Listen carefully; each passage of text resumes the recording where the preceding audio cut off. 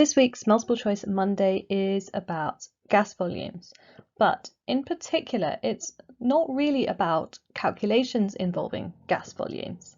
And that is one thing that I put this question in to help you appreciate that to get the correct answer of 6 decimeter cubed, we actually don't need to do any calculations involving moles or the molar gas volume. All we need to do is a really quick check of the balanced equation that's happening in the reaction. So that's the first reason that I included this, was to make sure that we are thinking about the balanced equation. So when I'm writing one for combustion, I'm going to make sure that I do the balancing on the right hand side first. So I'll get 2 moles of CO2 for every 1 mole of ethene. And in fact, I could leave the balanced equation there if it wasn't for the fact that there's one more thing that you should always check in this kind of multiple choice reaction. So I'm going to continue to balance the equation. 2 moles of water, that's going to give me 6 moles of oxygen atoms on the right hand side, so I need 3 moles of O2.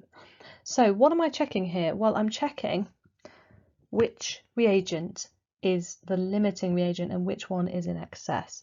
You shouldn't get this with combustion, because for combustion to be complete, you have to have like an excess of oxygen.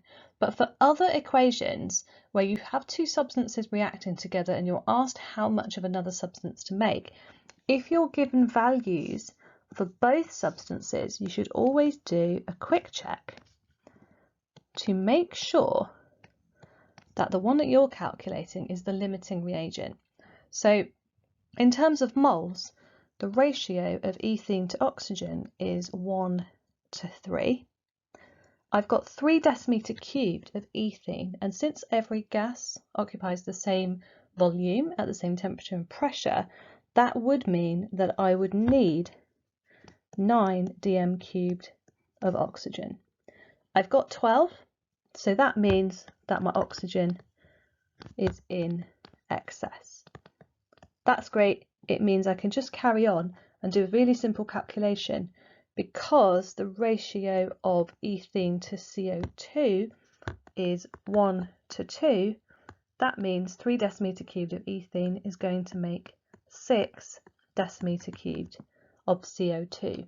I don't need to convert it into moles, because all I'd be doing is dividing by 24 and then multiplying by 24 again. I only need to convert into moles if I'm working with mass, because the relative molecular masses are not the same, or if I'm working with volumes of solution, or if I'm given, for example, the mass of one substance and the gas of another. So a lot of the time I have to work with moles, but if I'm going from gas volume to another gas volume, I don't need to take that step.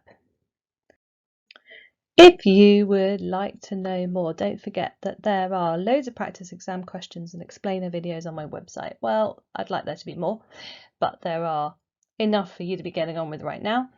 And my next A-level masterclass is on the 9th of April. That's a Saturday, and it's going to focus particularly on calculations, especially gas volumes and ideal gas. And of course, if you don't already, follow me on Instagram and Facebook for more A-level chemistry tips and revision materials.